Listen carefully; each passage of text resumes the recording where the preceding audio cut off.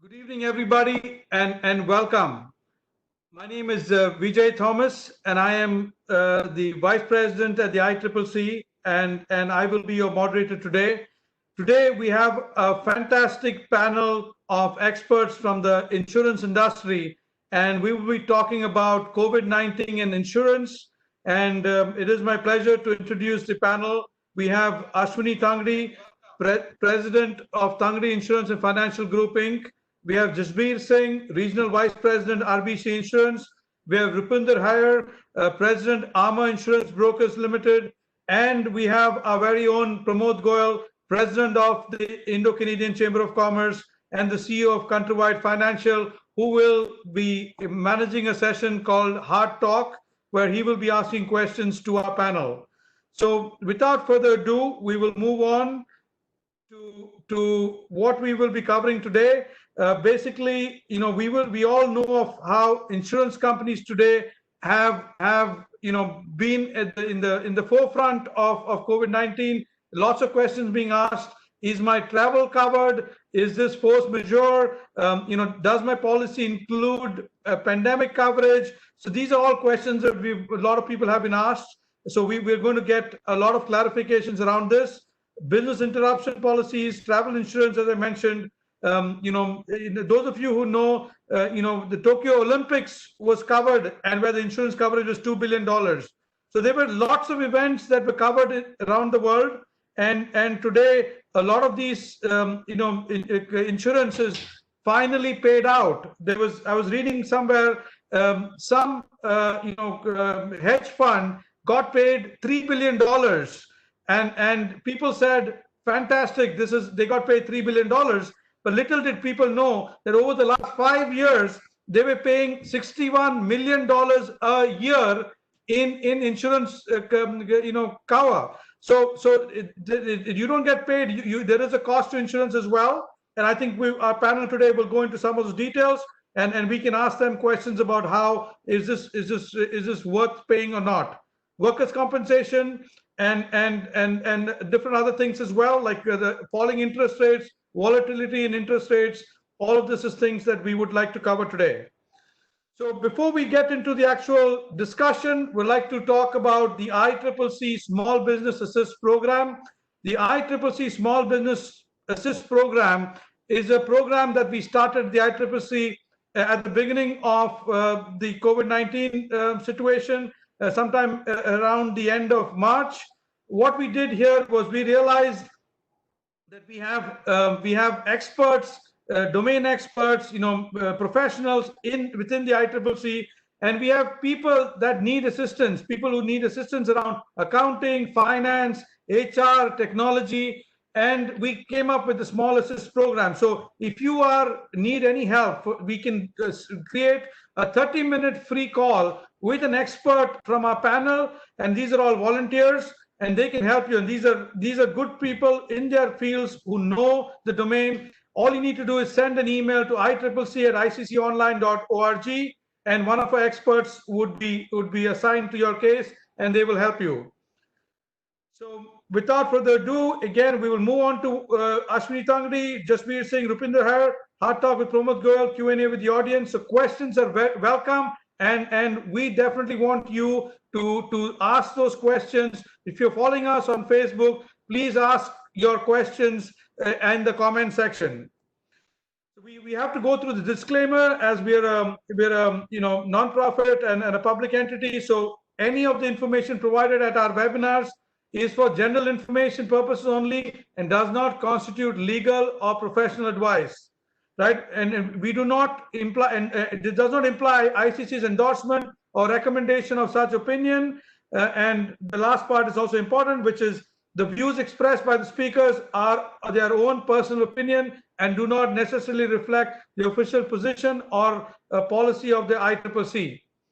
Now, with that out of the way, I will now introduce Mr. Ashwani Tangri. Ashwani is the president of Tangri Insurance and Financial Group, and he's going to be talking about critical insurance and estate planning. So over to you, Ashwani ji. You might have to unmute yourself first.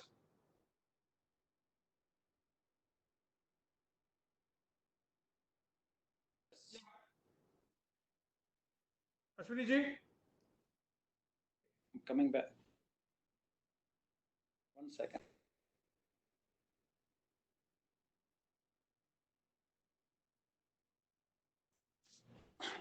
Hello. Yes, Ashwani ji. Okay. Anyway, good evening, everyone. I would like to thank you for the kind introduction, Vijay Thomas ji, as well as Pramod Goyal ji, Jasbir ji, and here Saab. It was really nice. My first experience here to discuss with you regarding critical insurance and estate planning, which I'm have expertise with the blessing of God within the last 30 years plus, right? So I also like to thank Chamber of Commerce. They are great. This is a great organization who does this kind of awareness in the community and the business community, to get a benefit to the Canadian people as well as the Indo-Canadians. We all know regarding the critical illness insurance, basically it's very sensitive insurance. Nobody want to get sick, in these days. We are going in very uh, unpleasant time and very sensitive time. And we have experienced that, within our friend circle and our business circle, a lot of people have a heart attack, cancer, stroke, a lot of issues happen like that. And critical illness insurance is not like a ordinary life insurance or ordinary disability policy, which disability policy, for example, sister policy, which pays you like income replacement monthly benefit. Critical insurance policy is just like that. If any covered condition happen by the insurance companies, then the after waiting period, more likely 30 days, and depends on the carrier too, they pay you lump sum money. So you can carry your lifestyle, continue what the way you want it. And this is very, very important benefit, especially we all realize, in our circle again, a lot of our associates or friend or family have gone through chemotherapy and heart attack and cancer again cancer treatment and other a lot of serious problems there. If we have that benefit, we can still chances are we can survive. There's a lot of stat there I will discuss with you in the following minutes. And so if we survive that, our lifestyle changes. So if we get that kind of lump sum amount of money, and we can look after our family, and we can change our habits or lifestyle accordingly. So more likely, this is very, very important benefit. So more likely when I see my clients or maybe, ordinary people that, so this is a part of our financial planning strategy. And more likely then there's other benefit happen, like basically what's the limit there, who qualify for that. Critical policy is not easy to qualify. More likely companies are looking for people are high risk, and sometimes it's decline cases too. So people who in good health at younger ages, that's make more practical. And so also there's beside that you don't have to have a proper serious illness like cancer, you can die. Even sometimes you have a like a early stage one cancer, and those kind of issues happen, and that is still benefits available there too. So I would be happy, like this is a lot of things to discuss, and I am assuming there are a lot of question answer will be happen, so it will be much easier for me to clarify those points. So that's Thomas G, my short introduction for critical illness policy. I'm very sure you have very good audience here, very educated audience there. If I say something I know, I want to hear from your audience or the members or people who are watching us, what they want to know about critical illness policy. And it's my pleasure, it's my honor to give you more details. Thank you.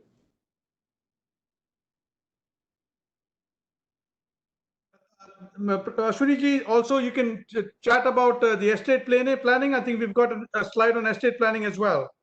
Okay, estate planning, I think okay, we can carry for that. Estate planning is more likely, we all know, we all work very hard. People like, especially our ethnic community, or especially all the immigrants came to this country, they built this country, and they create a lot of wealth there by the time. So what happened after the house principal residence, when those assets goes in value, we have to know that there's a lot of capital gain taxes going to be happen too. So what the plan is that if we plan something in the advance, so we can transfer whatever assets we have it with the efficient manner, with paying less taxes, we can transfer to our next generation. I give you one example how the state planning works. That you can call to cottages, you can call even properties. I'm very sure a lot of people in your audience, they own multi houses, or they own apartment buildings or plazas. So in those properties, more likely if they start the property, if you buy the property, I'll give you one example. Your age 40, and more likely you bought the property, say for example, $250,000 for a small house, and after time frame, if you become, we all grow older, after maybe 10, 20 years, the property become $1 million, for example, and that property will transfer your, after your death, that property will transfer your wife's name. No problem. And the problem is there when the property will transfer on your kid's name or adult child's name, this is going tax is going to be happen to. So what the professional people can do, there are a lot of professional people in our community, Canadian people here, and what they do, they calculate the tax liability, how the picture is going to look like after 20 or 30 years from now. So that what happened, that's called last to die policy. And if the taxes happen, for example, $1 million, so last to die policy, maybe if they're 75, 80, it's easy to qualify too. So that money come in the, for example, if it's a corporation, if the corporation on the policy, more likely estate planning is very excellent tool for the people who own has a corporations. This is for the talking about the business community. So money come in the corporation, and there is a capital dividend account happen in the account. So that money, most of it can come tax free from the corporation. So that money can be used for the taxes. If we don't have any estate planning, what will happen when after the both you die, the property ready to transfer on your estate or your or adult child or daughter or whatever name you put a beneficiary after that. So the government is going to want tax right away. If you don't have it, can you borrow the money from the banks? It's very difficult. Bank can lend you the money, or you have to get a loan from the bank once again, or you have to save the money right now. So I think the best solution, I think a lot of time is called insurance policy. Insurance policy once again pays you tax-free lump sum money in the corporation, so that money can be taken out. So that point of view, whatever asset you have it, you can transfer to the next generation. And similar happen, I think the example here, this is for the business community.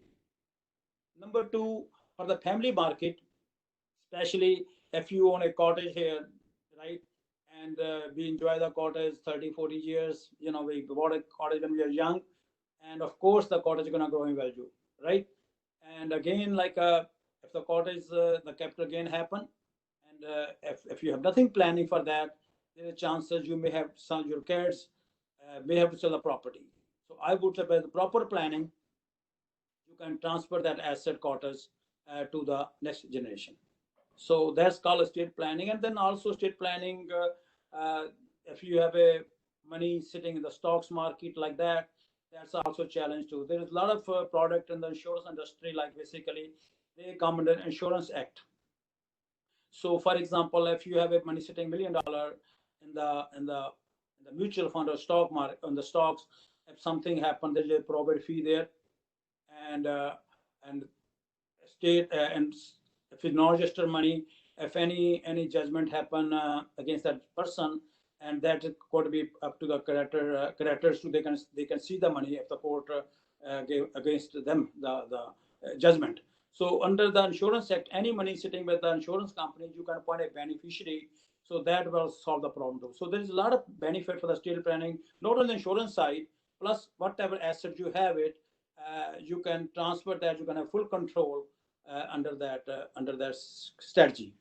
So there's a lot to talk about estate planning. I would say I would recommend my friends or whatever who listening to me. Basically, this is very, very important segment, and which is ICC, especially Pramod is doing a wonderful job, and I think they will educate for that. And my help is there, what my expertise there, and other friends, my associates sitting here, they all expert here. I think time to time we should all help our community, and plus the people who want to get the knowledge about it. Thank you, Ashwani ji. I think we will have some questions coming in from the audience. We will get it to you at that point. But thank you very much. I think that is quite good information. It got me thinking as well. So that's good, and I hope it's got a lot of people in the audience thinking as well. So we've got our next speaker, which is Jasbir Singh. Jasbir is Regional Vice President, RBC Insurance. And, Jasbir is going to be talking about resurgence of life insurance in the era of COVID-19. So over to you, Jasbir ji. Thank you, Vijay, and thank you, Ashwin, for sharing such excellent information. Okay, so, and hopefully good afternoon or good evening, everyone. And hopefully everyone is doing well, safe, and keeping safe and healthy. My name is Jasbir Singh. I'm the Regional Vice President at RBC Insurance, and I'm here to present the life insurance in the era of COVID-19. If you see my screen, I'm right now showing a world map. And if you have a closer look, you will see there are 3 spots in this map, which is still yellow. Those are the areas which has not been impacted by COVID yet. So 99% of the population has been impacted by COVID. So we all got impacted by COVID. If someone asks me, what is the one thing which has changed in COVID-19? If you have to summarize, I will say how we socialize, how we interact with the people, how we connect with the people has drastically changed, which ultimately has changed every aspect of our life. Everything has been changed, and so does the life insurance. And today I will talk about the impact of life insurance because of COVID-19. So in the second slide, if you can see, we are talking about the Canadian scenario of life insurance. On the left side, you have the stats, which I'm actually got it from Limbra. Limbra is a marketing research company for life insurance. And as per them, 12.6 million Canadian household owns life insurance. And the good thing is, in the last 6 years, 3.5 million has increased. But the unfortunate part is, the average amount of life insurance is only 200K, which is not enough. And another unfortunate part is, the ownership is only 68%. If I have to summarize this research, I'll say 2 things. There's 32% of the people who don't have the life insurance. They are not covered. And the rest, 68%, doesn't have enough. So it's a high time that you reach out to your advisor and ask for their advice. On the right side, I'm talking about individual life insurance. Why people buy life insurance? There's 2 prime reasons they should buy life insurance for. One is to cover the liability, or second, to accumulate some wealth. And if you look at the liabilities, most of the liabilities are time-based. So for example, mortgage, most of the people pay off the mortgage in 25, 30 years. Your children expenses, once they get adult, they are independent. So those expenses are all time-based. And if you can see below the stages of life graph, you will see a hyperbolic line, which is in blue, which shows that what is the right product to address the time-based need. That is a term product. And you can see this hyperbolic thing which peaks at certain times and then it drops. So let me explain you. When someone starts their career, like in the age of 18, 19, they have more or less kind of student loan. But as they progress in their life, to accumulate wealth, they take more liabilities. They buy a house, they buy a car, they take the loan, they start the family. So the liabilities keep on going. But at certain period of time, it starts decreasing because you start paying them off. And ideally, at the age of retirement, you should have 0 liability. Most of the time, it doesn't happen, but that is what being ideally should be. So those time-based needs should be addressed through a time-based solution, which is a term product or temporary product. And that is very cost-effective and very much affordable. The second reason mainly people buy life insurance is to accumulate wealth. And that is being depicted by the yellow line, which is going vertically up. And that's a permanent product which has an investment component. The investment component in the permanent product keeps on growing over a period of time. And that is to accumulate wealth. You see it at the beginning, it's at close to the bottom and then keeps on going up. Because in the initial stages of our life, we have less disposable income because this product is expensive. It's less disposable income to buy a permanent insurance. But as we go along, when our liabilities comes down, we have more disposable income to work or play with. And most of the people at that time convert their term insurance into a permanent one. What Ashwin just covered estate management. This is a part of it. He mentioned that in capital gains, you get a tax at 50% of your capital gains. That can be offset through one of the permanent life product. He spoke about joint life to die. So this is the advantage of a permanent product, and this is the reason some of the individual buys. On the left side, we also talk about the life insurance in business. There are multiple reasons people buy life insurance for business, and this buy-sell agreement for the partners who wanted a funding if something happens to one of them. Some people have a very key person to run the business. They want to protect that key person. They buy a key person insurance. And most of you business people have some loans which you have taken from the bank. You need a collateral life insurance as a part to cover those loans. Some people use this insurance to have a succession planning. And some of the small business owners wanted to defer the tax and increase the cash flow down the line. So these are the multiple ways the life insurance is being used by Canadians. Over to the next slide, please. Okay, so this is the hot topic today. How has the COVID-19 impacted our industry? You know, why now? What has changed in COVID? The biggest change is the health concern and long-term impact. You know, there's a lot of people who have been diagnosed with COVID. A lot of them have recovered. 98% of them have recovered, but they have a long-term impact. There's some impact which stays there for their lifetime. The mortality rate has gone up. If you see the average across the world, it's from 1% to 3%. There's the mortality rate. Job losses has gone up because people have lost the jobs. Their group benefit has gone. So how this has impacted the industry? This is the data which we compiled it from Global News. We saw 70% surge in online application. People are likely to have insurance, so they are going and searching that. Big insurers have taken some rate increase, and there is a sense of urgency across the board to have their family protected. And because of the people doesn't have the jobs and they are not properly covered through the group benefit. On the right side, we are talking about RBC support. I'm a part of RBC. So what initiative RBC has taken and what support we are providing? 95% of our employees are working from home.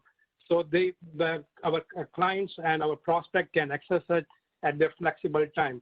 The best thing about RBC is the virtual technology. We want our client to be safe. We want our employees to be safe. So we have developed a technology which is a virtual technology. You can access RBC employees or RBC advisor through the WebEx, and you don't need to have a face-to-face. You can also do a digital signature over the WebEx. Also, you know, RBC is the most trusted brand. It's a 150-year-old brand, and we also believe in customized approach. We can customize the product as per your requirement. We have also increased the medical limits. We have also increased the coverage and reduced the medical restriction. We can go up to $2 million. And as industry leaders, we have not taken any rate increase so far, and we are still providing the best of our service to all our clients and the prospect as we always do. Thank you, Pramod. Thank you, Vijay, and over to you. Thank you. Thank you very much, Jasbir. I will now request Rupinder here to come on. Rupinder ji is the president of Armour Insurance, and he's going to be talking about transportation premiums and COVID-19 with a large portion of our membership, also of the ICCC membership involved in transportation. I am pretty sure this is going to be an interesting topic, Rupinder ji. And those of you who have any questions, I want to mention this to everybody watching on Facebook. If you have any questions, please send in the questions for any of our panelists or to all of them, and we can send them there. Or anything general around insurance, we will be more than willing to take over. So over to you, Rupinder ji. Vijay, thank you so much for introduction, and thank you, Ashwani and Jasbir. It's a pleasure to be part of this, and we shared cross-section of our knowledge and expertise. Thank you, Pramod ji, for this platform, and I wish good evening to all the Canadians who are listening to us. You know, this transportation is something which has always been a specialty. There's a lot of questions which, you know, people who are in transportation industry always keep asking us. And the biggest question is always the dollar. how does their premium is generated. And then, the second question is generally always that how can they control their premium? So I want to take this opportunity in brief that I can give some information to all the viewers who are in this industry and listening to us today, that how the premiums are calculated. The biggest factors I have put it on the slide, and that's basically their operations. If higher the US exposure, higher will be their premium. Similarly, because one is the US dollar difference between the Canadians, the losses which happen in US has to be paid in US dollars, and the coverages which are given by Canadian companies are in Canadian dollars. So that is very self-explanatory why US exposure determines one of the factors for the premium for transportation industry. The radius of operation, some people will have a local exposure, some people can go to Montreal, some are going across Canada. So the assessment is made based on the exposure, based on the radius of operation, based on the challenges and the stats which is available with the insurance company on the type of terrain the vehicles are going to operate. So the radius of operation makes higher the radius of operation, higher is the premium. Then it also depends upon how much the revenue, the size of their fleet, the size, number of their vehicles, the equipment is going to generate. Many times the larger fleets do have a per truck or a equipment rate which is cheaper, because the reason is that there is larger revenues which they generate, and based on the history of the company, if they have generated more amount of premiums and the losses are low, so that helps them to have a better premium. It also depends upon, there's a lot of weightage which is given today, how well the companies are managed.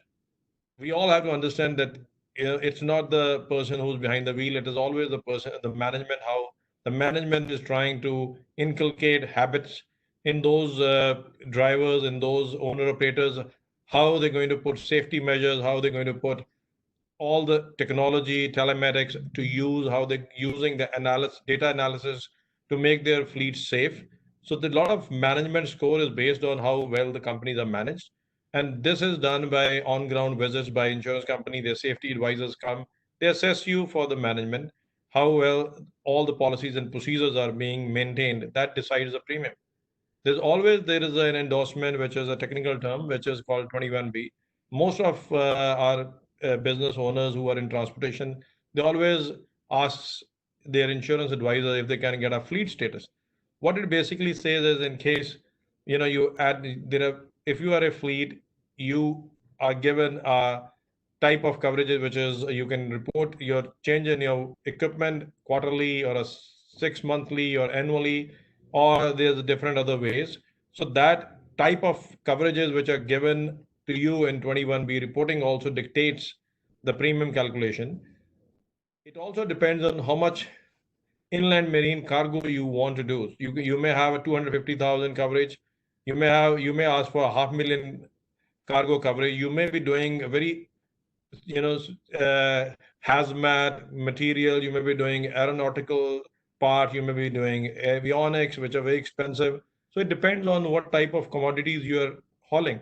So that will also dictate your premium, and sensitive the load is, more chances of cargo thefts, more is the premium which will be calculated for your type of operation. It also depends upon your loss history. Normally, the insurance company wants to know your losses since your company has been in business, but mostly they generally will always concentrate for last 5 years. That's if the company has been there for 5 years, they'll definitely look for that. Better the loss history, lesser the premium. Higher the losses, there are even chances, because we all understand that under the specialty, under the fleet, there is no filing rules. That means insurance company does not have a mandate to give you insurance. They can decline you. So you are going by your good loss history. If the loss history is good, you have a better premium. Now, I'll also take this opportunity to help our viewers who are in transportation business to see what systems they can have in place by which they can use those tools to make sure that their premiums are under check and they don't pay more than their counterparts who don't use it. The biggest thing today is a proof of accident. We all know that because of the traffic rule, highway acts, the loss transfer goes to the heavy vehicle. be it in India, be it anywhere, it's always, it is the loss transfer goes to the heavy vehicle. So it depends, onus lies on the heavy vehicle to prove its innocence. If they have dash cams which can record the incident and the fault can be determined that this fault was not of the transport heavy vehicle, then there's very high chances that you are safe from any type of a lawsuit or any type of accident benefits or bodily injury claims against you. So that helps a lot today because that's a live evidence. Telematics, there are a lot of telematics which are being in use for hard braking, for sharp turns, for rapid accelerations. If you have those telematics on your equipment, on your trucks, that helps in giving out to the insurance company a confidence that yes, you are monitoring your vehicle, you're monitoring your fleet while it is on ground. The security of yard, obviously we know that Peel region has been highest in cargo theft in whole North America.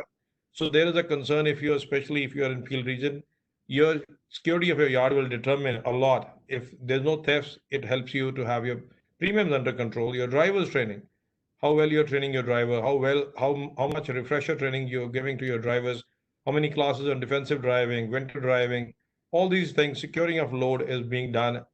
That's a great tool to have the premiums under control, your standard operating procedures.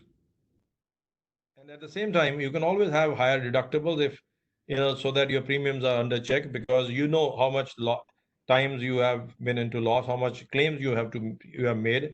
There's no point paying extra premium if you consider your fleet to be safe. So you can have higher deductibles. At the same time, you can have loss control, which is, you can have safety staff, you have people who are experts in safety to come and educate your drivers, your team. You can have permanent staff, you can have third parties doing that. Okay. At the same time, the most important thing is the companies also look at your finance history. The reason being because it is expensive and all the financing companies who are financing your premiums, they are interested to know whether you will be able to pay their premiums or not. Okay. For the next slide, please. Okay, now the biggest question is, how COVID-19 is affecting their premiums. This question comes to us. As of today, the insurance companies have given out certain things for their personal use vehicles, but for the transportation fleets, there will be different types of things which will be done by the insurance company. The decision is with the insurance companies by how you will be able to retrieve or get your money back. So they may go with the mileage you're using. If your trucks has not been using, you will be filing a fuel tax. You will show your kilometers, how much they have run. They may decide to give your premiums accordingly. You will be having your reporting. If you report that your these many vehicles are standing, they didn't use, you didn't operate, didn't go on the road, you will be having a reduction in your premium. It's also, if you have unplated those vehicles during those times, you can show the proof that yes, you unplated them, you will be getting those refunds. If it is a vehicle were parked, there's a different charges and the rates which insurance companies have decided for parked rates. So you get your benefit for your premiums.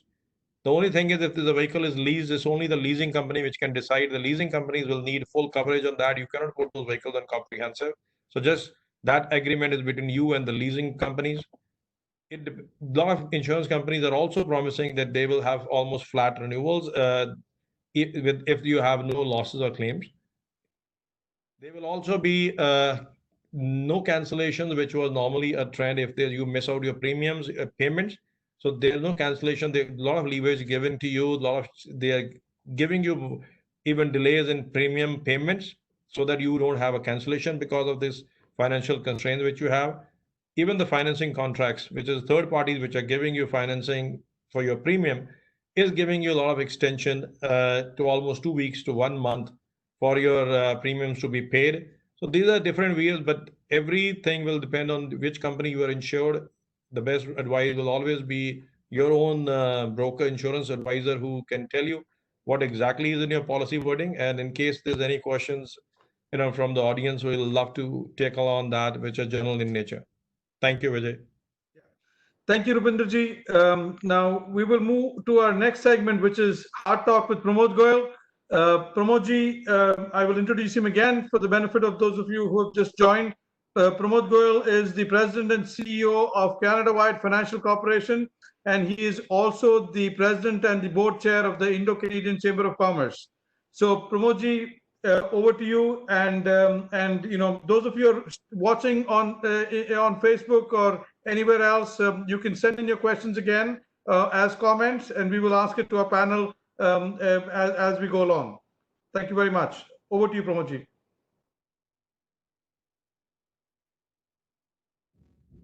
Pramodji, I think you're on mute.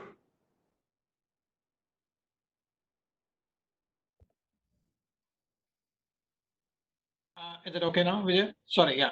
Thank you, Vijay. Very warm welcome to all our guest panelists and all those who are connected with us on this webinar this afternoon.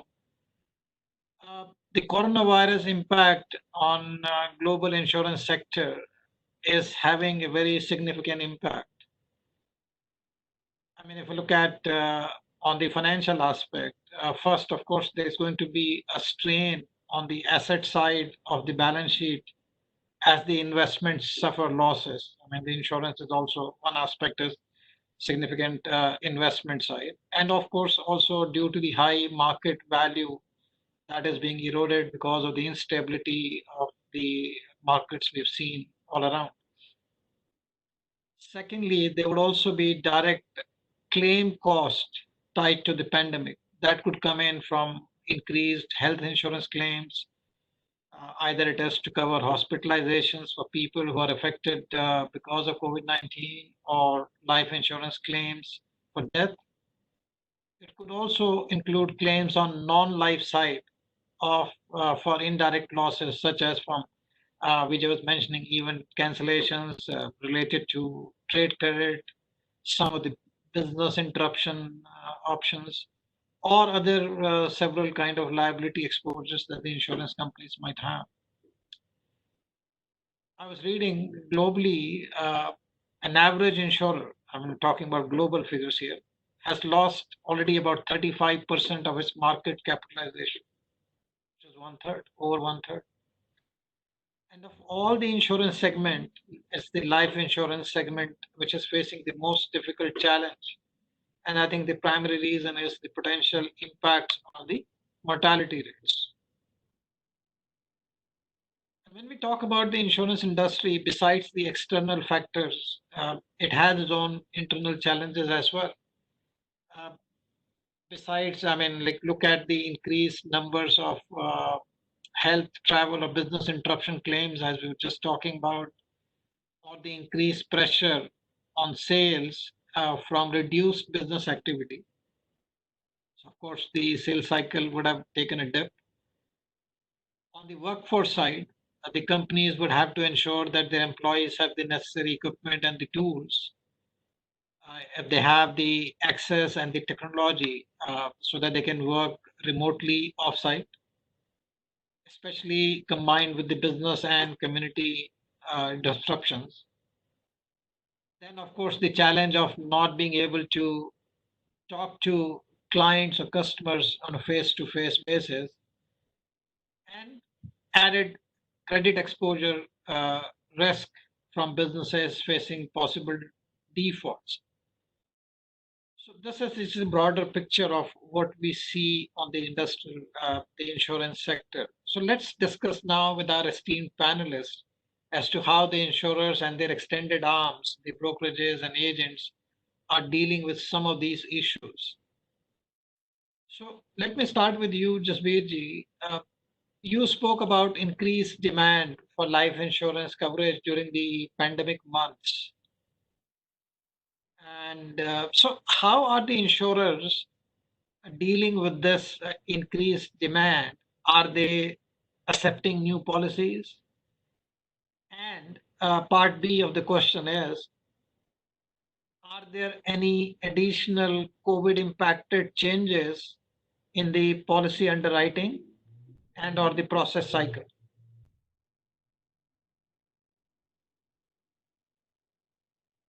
So you're on mute, I think, Jasbir. Sorry. Thank you, Pramod. And you actually summed it very well. So very well said. So first, I would say that in terms of insurance industry, the data which I shared with you is from Global Mail.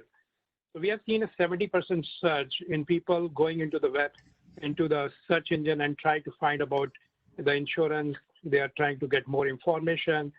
We are also reaching out to our existing client and the prospect and provide them some more better reviews. So definitely, and this is because of multiple reasons. One is now people can relate what could happen to them. They are seeing it, what's happening around to them. Second thing is a lot of people have lost their jobs. So they no more have group benefit. And then now they wanted to have some benefit and some coverage for their family. So they are going around and looking for some more information, reaching out to their advisors and also whomsoever they are in touch. The second part of your question, which was related to the impact in terms of the COVID-19. So we have seen some impact. So far in Canada, as per my knowledge, no one has excluded COVID-19 mortality. So it's still there, but the mortality rate has gone up. So some companies have taken a rate increase because the death rate has gone up. So which, the life insurance is directly related to or directly proportional to the mortality rate of the country. So they have taken an increase, some company. And second thing, which you also spoke about, is the interest rate. The market is volatile. We have the interest rate has been drastically dropped. It's technically 0.25. So the way we were investing this money is we are not getting enough return on the money. So interest rate has dropped, and the companies who were more relying on permanent product or investment product has been impacted more. So these companies have taken a rate increase. The only good part about RBC is a huge financial institution. They can take these kinds of volatility in the market and still try to serve their clients to the best possible way. Sure. Thank you. I mean, that explains what I was asking. But I think I have another question, a follow-up question to you as well. You were talking about like giving some stats. The average policy in Canada is about say 200,000 or under. And then you also talked about the ownership to be only up to about 68%, so leaving a big gap still. But is it because of affordability that a lot of people, those who are missing the boat, they're not there, or the total amount of policy is low because of the premiums? And now, with the added situation of increased premium because of all the factors, what do you think? I mean, would the numbers go up? Yes, there might be a temporary blip in terms of people looking for coverage, but then, or is it going to sustain? No, I think I could say the silver lining of COVID-19 is that people can relate to what could happen to them. Earlier, our insurance advisor goes to a client, they were saying, oh, if this thing happened to you, and most of the people say that I'm invincible, I have no family history, I don't need it, I don't care. But now everyone sees around what's happening. Not only the people who have recovered, they have a long-term impact. So I think the awareness level has gone up. And this is why there is a 70% more spike in people finding out the insurance. Why the stats which I shared with you is from the Limbra, the research company. Why people have 200K and which is only 2 years of the expenses, and it's not enough, is I think is a lot of the trust factor or information. And as you also said, affordability. So there is some products which are very much affordable. And when I showed you the graph where I showed your time-based needs, when you start your career at the age of 20 and you retire at the age of 65, that 45 year is the time when you have maximum liabilities. And you wanted to cover those liabilities to sustain the lifestyle. If anything happens to you, your family should still have the same kind of lifestyle. This need you can cover through a time-based solution, which is a temporary need, which is very much affordable and also cost-effective. So sometimes what happens is that people like to have a permanent solution, which is technically they wanted to have some money at the end of the retirement or when they die. And they wanted to go for that product. So they sometimes compromise, doesn't go by what they need to cover. They go by the disposable income they have. And say, for example, someone needs, I have a home, 2 kids, $1 million home, and I owe $800,000 of mortgage, 2 kids, say 8, 7, 10. They need another 10 or 11 years to become independent. You need a $1.5 million mortgage, the insurance. If you try 1.5 million or 2 million through a permanent product, you cannot afford it. But some people think like, okay, let me do something which I can afford, but I would like to have a permanent product because in the end, I'll get the money back. So for those types of people, the solution is to have a temporary or term product, which is the best solution. So people should, again, as my other partners said, please call your investment or finance or insurance advisor, have a good discussion, do a full insurance review. We call it a PNA, personal need analysis. This is customized solution, and we will tell you what is the right product for you. So my other colleagues, Ashwani and Rupinder, also mentioned on that. So it's a high time that you reach out to your advisor. Now people have more information about what's happening around us due to COVID-19. Sure. Yeah, no, thank you. Now, one other important aspect that I've been looking at and reading and trying to analyze, which is a general, much bigger question. And again, it might sound a little, off from the insurance perspective. I mean, do the policy holders have, COVID-19 covered? Or the coverage is not as good as we seem to have, like whether it is business or anything else. Like if you look at, and I think Vijay was mentioning when we started the session, like if we look at general insurance coverage for businesses, so most of the insurance companies have learned from the previous experience, or whether it was SARS or something. So these kind of epidemics or pandemics are not covered. They're excluded from business interruption policies or travel insurance policies. Business interruption policies would cover maybe the physical damage that occurs to the assets, not anything related to something like coronavirus. Even on travel insurance, like if the customer gets diagnosed with virus before or after the trip, maybe there is a coverage. But if the travel itself gets canceled because of this pandemic, probably not covered. Then events cancellation also, most of them may not have this kind of a coverage, except unless somebody has specifically opted. Vijay mentioned about Olympics, so maybe they had this kind of a coverage. So considering all this, let me ask Rupinder, you're in commercial. So while we get insurance, how could a policy holder or a business ensure that these kind of situations are covered? When normally we buy insurance, we may not know all the nuances. So what would be your suggestion? What could be done? Pramodji, the biggest change which we have seen now is, especially in commercial, is that earlier, most of the insurers were not even, many times used to feel it's a wastage of time to understand all their coverages. Recently what we have seen a change is most of the commercial clients, now they're questioning. Okay, and it's a very good thing. And that's where a professional advisor will always be happy to basically educate his client that how well he's covered for. Okay. Whereas, since ever the insurance has started, insurance never covered everything. Okay. Many things which like earthquakes or acts of violence or war or, riots, things which they know they can cause very catastrophic losses, they're generally excluded. Okay. So pandemic, when it becomes a pandemic, these things become exclusions. Had it been a localized thing, or maybe, it happens to one person or maybe to one business, it would have been an inclusion. Whereas when it becomes a mass thing, it becomes an exclusion.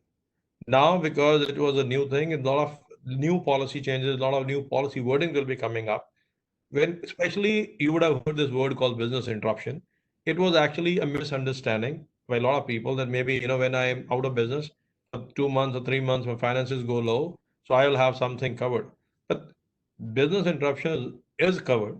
But to cover a business interruption is a very specialized work. You will definitely get into in details of, like, you are in the financial industry, you get into the client's finances. The client has to declare truthful finances. He has to actually show, yes, this is my finances for the previous year. He has to show financial stability, and then it also has to cover the reason for the reduction in their finances.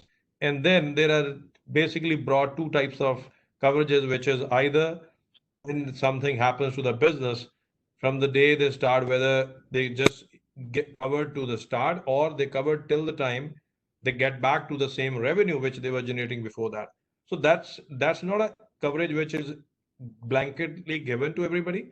That's the thing which you have to ask your advisor. And now after this, I think that's a lesson which we all have learned. All the cases which went to the court has been declined because there was no coverages in the policy wording for that. What this COVID-19 is going to do is, I think there will be a lot of emphasis on selecting professional advisors who will know these coverages. And there's a lot of interest from the insured, especially commercial, that they're looking for right coverages. They want to understand, especially now people are talking about what I'm excluded for, because this word in the last 3 months, a lot of people have heard, whether it's a life insurance or commercial, most of the advisors are telling you are not included, you're excluded for that. Okay. So this is a change which we have done as of now, because the policy wording is existing. Business interruption in 99.9% cases was not covered due to this. Right. Yeah. Ashwani ji, you also deal with a lot of commercial stuff besides, of course, the personal side that you spoke about in your presentation. So, I mean, in terms of customers or businesses getting affected, and as Rupinder also mentioned, I mean, a lot of times they don't get the coverage. They don't know. Now maybe people are more concerned about looking at the details. So what would your advice be for customers, and that they need assistance on, and as to what process they should follow, and how your teams or your support staff are handling these kind of situations? You are probably on mute.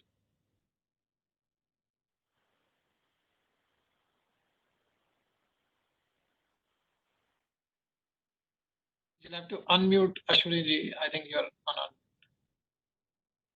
Yes, now you're okay. Yeah. Very good. Yes, once again, a very good question, Gosab. More likely, let me tell about my situation. We have 10 people in my office under Tangri Insurance Financial Group. We started this practice in 1982, right? And we have two divisions. One is the financial division, which is, I do a lot of financial planning, estate planning, of course, critical life insurance, disability. Second division, we have a general insurance, and we do auto home commercial. So more likely answer your question, like COVID-19 is a very different situation. Nobody wanted that, nobody knew it will happen, right?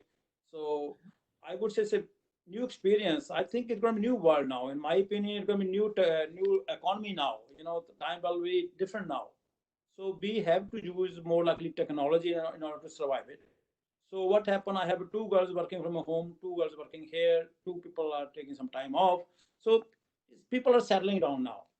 So more likely, we want the safety for my staff, safety for my clients, and So from that point of view, we use a lot of technology. So I'm actually, people are saying you are staying home, Ashwani. I'm not staying home. Actually, I'm more busy than before. A lot busy more than before, because we were using technology before almost 50-50. Now I think we have no other option. We have to jump in the well now, like basically. So every day, with the conference call with the money managers, I do a lot of seg fund and mutual fund. So we have to see what's happening in the market and how we can protect the investment of our clients. So we have a lot of communication to do with our clients. If we don't do it, I think we are not doing a good job, basically. So my goal is always, when I see my client, what's the needs are there, what's the solution is there, what then you can guide accordingly. So time change, I would say, touch wood, I'm not saying I'm immune, but more likely, be a very happy clientele, because I try to educate my client in the beginning. COVID-19, I know we have issues. Some client time to call us, Ashwani, now either insurance company waiving the premium for that, doesn't matter, it's a life insurance, critical, or maybe general insurance. I would say more likely companies are not waiving it, they're postponing it premium. I would say like basically they give you break for that, like 3 months, 4 months, and if you continue, they might extend more further. This is one option. Same thing with life insurance companies. We represent a lot of major companies. Basically, all the companies are common now. Manulife, Sun Life have very good practice with Manulife Financial. So I think they're quite lenient now. I think more likely if somebody cannot pay the premium and we connect with the company and give some reason, so they are also helping the client so they can, instead of canceling the policy, they give him some time, to pay the premium. So there's a lot of flexibility for that. And so, of course, my practice changed. I know everybody practice changed. The same. It's not the same word anymore now. And I think in order to do my job, my office professionally, I have to stay top of it. And I think I'm ready to adopt the changes. And whatever the needs for the client is there, I think my priority there, look after that. So far, I think I'm fortunate, my office fortunate, and we have no concern much, for the clients. And so we're looking after, we're communicating them by technology, by Zoom or by conference call. So that way, I think we are fine for that. And if anything more changes happen, we're going to adopt that one. Sure. Thank you for sharing, Ashwani ji. I know, Vijay, we are behind time, so I'll leave it to you for taking up the questions of the audience. If we have time, then I have a few other things that I wanted to discuss, but that will be subject to availability of time. So back to you, please. Thank you all. Yeah. Thank you very much, Pramodji. Thank you, everything. We have a couple of questions. We'll ask this pretty quickly. One question, I think the first question, I'll send this to you, Ashwani ji. The question is about critical insurance. I think not many people know that critical insurance, this is probably a question from somebody already in the business. There is some kind of a rider called ROPX, return of premium at expiry, which actually means that you can actually buy insurance, critical insurance, and if you don't use it, if you don't fall ill, you can actually get the money back, right? So why don't people know of this, and why don't people buy more of this? Because if that's a no-brainer, it's almost like you're taking insurance, but if you don't fall ill, you can get it back. Thank you, Vijay. It's a very, very good topic. Good question. I would say it depends upon Vijay affordability. I would say, especially if a young fellow there, if we feel that we will advise the critical insurance. I would say a lot of people think like if something didn't happen to me, for example, I buy a critical policy age 75 and I'm fine now, and my grandfather was okay, my dad is okay, we have no history for that.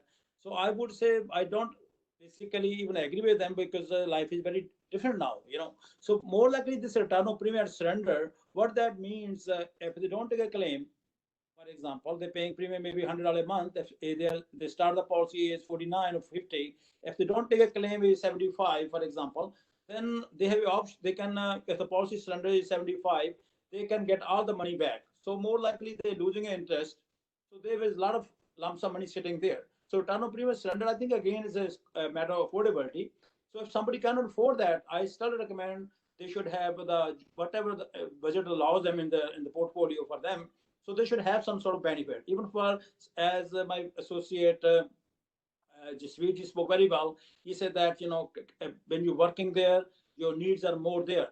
So more likely to you say, I can't afford it, have something in term coverage, and later on you got a flexibility, you can convert it. So a lot of options are there. But surrender of money back, if you don't get a claim, it's a good option if somebody has affordability issue. Thank you. Can I add something, Vijay? Yes, please, Jasbir ji, please go ahead. So what Ashwini mentioned is that return on premium policy has 33 to 50% more premium, because you have one component which is critical insurance. The second component is investment component. Then the companies work on the investment component, they keep that money and that grows. The best way is to have both products separately, because if you make a claim, your investment will also go. So the best thing is to have a critical insurance which is low premium, and if you have more disposable income, invest it separately. Even if you make a claim, your investment component is still with you. So that is why the return on premium is not being sold much. Okay. Thank you very much, both of you, Ashwani ji and Jasbir ji. I have one question. I'll probably send this to you, Jasbir ji. The question is, some of the things you talked about, the Insurance Act and how under the Insurance Act we are getting some benefits. But it all depends on the government policy. So what if the government policy changes tomorrow, and it could possibly change, that the benefits that you're getting out of insurance is all dependent on a government policy, right? So if that changes, then insurance might not really be the best thing. So what is your take on that, and what are the other options? Like if insurance changes, what other thing is there? So I'm not sure I fully understand the question, but when we like the Insurance Act, to the Insurance Act, you're getting some benefits, right? Because you're able to send the premium, without tax. You can bypass it and send it back, right? So yeah. So I got it now. So that when Ashwinji spoke about estate planning, we said that you have a permanent product and it's tax-free. The benefit is tax-free. Right now, that is true. But most of the time, if the government changes, there is a grandfather policy. Okay. The contract which is already in place is generally being honored.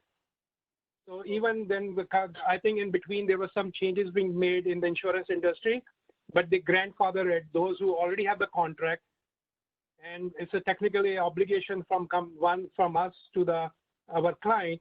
We have to honor it, and most of the time government takes into consideration, and we generally honor it. So again, I cannot say what could change tomorrow, but this is more or less a general industry standard. Okay, thank you. So, but again, if it could be grandfathered, I think that answers the question. Yes. So Rupinder ji, one last question, and then I'll send it to you. Pramod ji, you can ask maybe one more question. Rupinder ji, the question here is, from a tax company person in the business. Now, if insurance premiums go up, again, it's not directly connected to you, but do you think, freight rates and all that will also go up? Do you think there would be, increase in business? Like, it's not directly connected to your thing, but would you be able to answer that? Yeah, for sure. The thing is, we have to understand, especially in Northern America, most of it, its freight is all based on transportation. That's long haul trucking, right? Obviously, if there are two expenses which are always constant for a trucker. One is their fuel and maintenance, and second is insurance. So and none of them, they have a control on it. Okay, so if the insurance premium goes up, obviously the freight rates are going to go up, and if the freight rates go up, especially for Canadians, obviously if the fruit is coming all the way from Texas, California, we're going to pay a higher rate for our commodities, and that's very straight, directly proportionate to the insurance premiums. And that's the reason why I was emphasizing to a lot of people that the only place where a trucker can make money is controlling their insurance premium, because fuel they cannot control. This is something which by their performance they have, and that gap is going to be their income actually directly. And if that's where they're giving less premium, the common people will have to pay less. Okay, thanks, Rupinder ji. Pramod ji, I'll send it to you for some last questions if you want, or maybe we're over time already, but some last comments and maybe one or two questions. Just two quick things that I wanted to say. One question that I want to ask, it was for Rupinder. There was some changes in the travel insurance and out-of-country medical insurance by the governments earlier. So is that also applicable to commercial truckers when they are, out of country, say, transporting goods to US? So do they have to buy extra insurance coverage under their commercial insurance, or technically as a resident of Canada, provincial legislation, are they covered through that out of coverage? So that is one. And does that also get affected because of travel adversaries? Say in the current pandemic situation, if there is a travel adversary that you don't have to travel, but if they are still in essential services or part of the scheme, they're going out. So in that situation, would that also impact any of the coverage benefits? Pramodji, firstly, your first question, when they are traveling in a vehicle, they cover for their liability. So anything happening with the vehicle, so the drivers are covered. So most of and they also have additional coverages that's through different agencies where they have disability coverages in case, anything happens and they have to sit at home. So there is a standard income of 2,000, 3,000, depending what premium they're paying. So there are different packages which they opt for so that their lifestyle doesn't get affected. Okay. But anything within the operation from the yard till the shipper and back, wherever they are on the truck, they are covered with that. But not for corona and other stuff that always remains an exclusion. That they don't need to take extra travel insurance unless what I mentioned is that basically that disability insurance they want to cover themselves. So a lot of trucking companies go for that and they have something like that because in case something happens and they have to sit at home, that none of the trucking policies cover that. So they need an additional policy, which normally their employers, because they get bulk for their whole fleet. So that is a cheaper premium. So sometime from ranging from $50 to $110, depending which package they take, they can opt for that. Sure. Thank you. Okay. Just one, Vijay, before we wrap up, I just want to make a submission for the benefit of all our listeners who are not aware if that is the case. ICCC has a affinity program, long-standing affinity program with RBC Insurance, where they get certain benefits if they, get their policies through RBC, and I think that is a very attractive component where they can get some benefits on the premium. So I just wanted to, bring it to the attention of our people. They can check our website. I think the details might be there, or they can contact directly the concerned insurer, and they can get from there. So thank you. I think we also have a tie-up with an insurance benefits insurance, I think Chambers Insurance or something like that as well. So I think that might be something to consider as well. Yeah. So so thank you very much to everybody on the panel. That brings us to the end of our event today. We really appreciate all of you spending your time with us. I think it was very informative, and we definitely think there could be more questions, and we will direct it your way. So I will now thank our sponsors, the technology sponsor Tangentia. We'd like to thank our ICCC's annual sponsors CIBC, Turkish Airlines, TD, ICICI Bank, Peter and Paul's. Also our sector sponsors, RBC, Royal Bank, RBC, TELUS, Raymond James, Seneca, GT20, SBI, Canada Bank, and also our media partners, Weekly Voice, PTC Punjabi, Canada, and Y Media.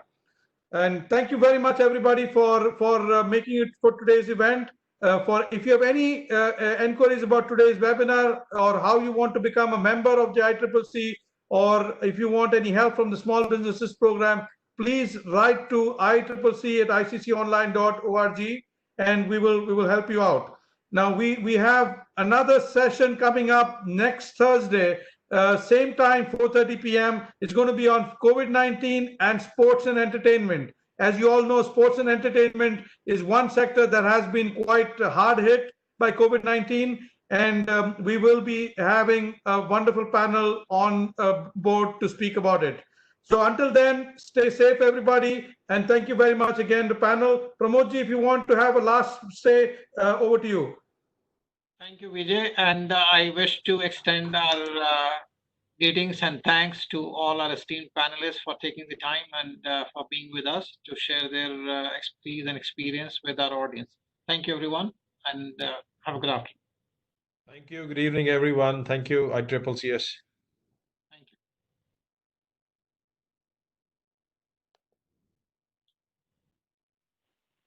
Thank you.